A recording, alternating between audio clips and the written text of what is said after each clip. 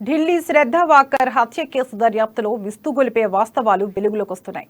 శ్రద్ధను ఆవేశంలో తానే హత్య చేసినట్లు అంగీకరించిన నిందితుడు అఫ్తాబ్ శ్రద్ధ ముందుగా ఊహించినట్లుగానే నరికి హత్య చేశాడు శ్రద్ధను.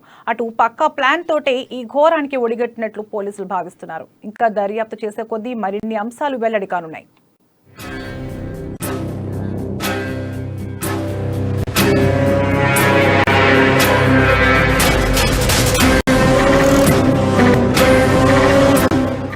ఢిల్లీలో జరిగిన శ్రద్ధ వాకర్ హత్య కేసు దేశవ్యాప్తంగా సంచలనం సృష్టించింది. అయితే ఈ కేసులో రోజుకో సంచలన విషయం వెలుగు చూస్తోంది. ఈ కేసును ముమ్మరంగా దర్యాప్తు చేస్తున్న పోలీసులకు విస్తుగొలిపే అంశాలు తెరపైకి వస్తున్నాయి. శ్రద్ధను ఆవేశంలో తానే హత్య చేసినట్లు అంగీకరించిన నిందితుడు అఫ్తాబ్ ఆమె శవాన్ని ముక్కలు చేసి ఢిల్లీలోని పలు ప్రాంతాల్లో విసిరేసిన విషయం తెలిసిందే.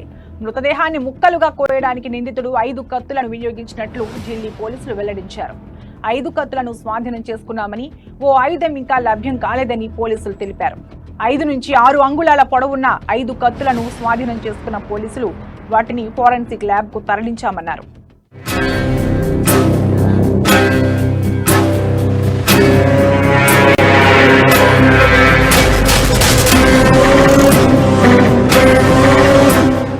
అటు అఫ్తాబ్ కు పాలిగ్రాఫ్ పరీక్షలు చేయగా ఈ విషయాలను వెల్లడించాడు. సుమారు 8 గంటల పాటు పాలిగ్రాఫ్ పరీక్షలు నిర్వహించారు. కాగా లై డిటెక్టర్ పరీక్ష సమయంలో అఫ్తాబ్ చాలా కూల్ గా నార్మల్ గా కనిపించినట్లు పోలీసులు తెలిపారు.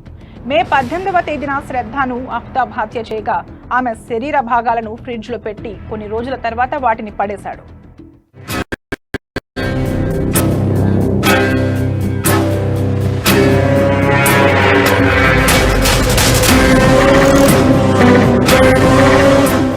మరోవైపు అఫ్తాబ్ శ్రద్ధలు కలిసి ఉన్న సమయంలో పలు కీలక విషయాలు వెల్లడవుతున్నాయి. వారు కలిసున్న రోజుల్లో అఫ్తాబ్ శ్రద్ధ వీపుపై సిగరెట్తో కాల్చేవాడని తెలిసింది.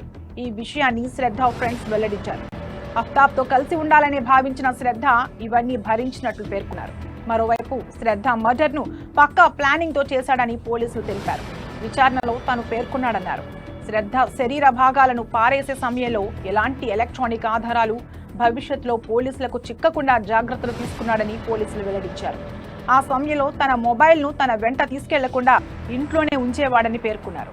పోలీసులు వాటిని విశ్లేషించిన సిగ్నల్స్ ఇంట్లోనే చూపించేవని తెలిపారు.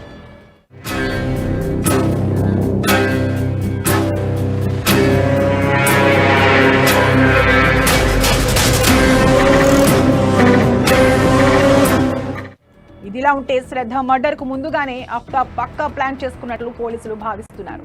ఇందులో భాగంగానే ఇళ్లు తీసుకున్నట్లు అనుమానిస్తున్నారు. అఫ్తాబ్ శ్రద్ధలు హిమాచల్ ప్రదేశ్ లో ఉన్నప్పుడు బద్రి అనే వ్యక్తి పరిచయం కాగా అతడి సాయంతోనే ఛత్రాపూర్ ప్రాంతానికి అఫ్తాబ్ వచ్చినట్లు తెలుస్తోంది. ఈ ప్రదేశానికి సమీపంలోనే అడవులు ఉన్నట్లు గ్రహించిన అఫ్తాబ్ ఛత్రపూర్ లో ఇళ్లు తీసుకున్నట్లు పోలీసులు భావిస్తున్నారు.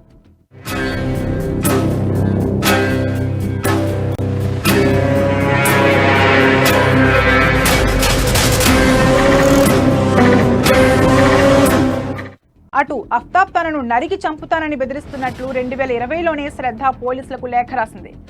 మహారాష్ట్రలోని తన స్వంత గ్రామమైన వాసాయిలోని టిలుంజ్ పోలీసులకు ఆ లేఖ రాసింది శ్రద్ధ. ఇద్దరు కలిసి ఉంటున్న ప్లాట్ లో తనపై అఫ్తాబ్ దాడి చేసినట్లు ఆమె ఆ ఫిర్యాదులో పేర్కొంది. అఫ్తాబ్ కుటుంబానికి అతని ప్రవర్తన గురించి తెలిసినట్లు తెలిపింది. అయితే కొన్ని రోజుల తర్వాత తమ మధ్య విభేదాలు లేవని స్థానిక పోలీసులకు ఆ జంట మరో స్టేట్మెంట్ ఇచ్చినట్లు కూడా తెలిసింది. ఏదేమైనా కోర్టు ముందు క్షణికావేశంలో శ్రద్ధను హత్య చేసినట్లు ఒప్పుకున్న అఫ్తాబ్ 2 ఏళ్ల క్రితం శ్రద్ధ పోలీసులకు ఫిర్యాదు చేసిన విధంగానే ముక్కలుగా నరికి చంపాడు.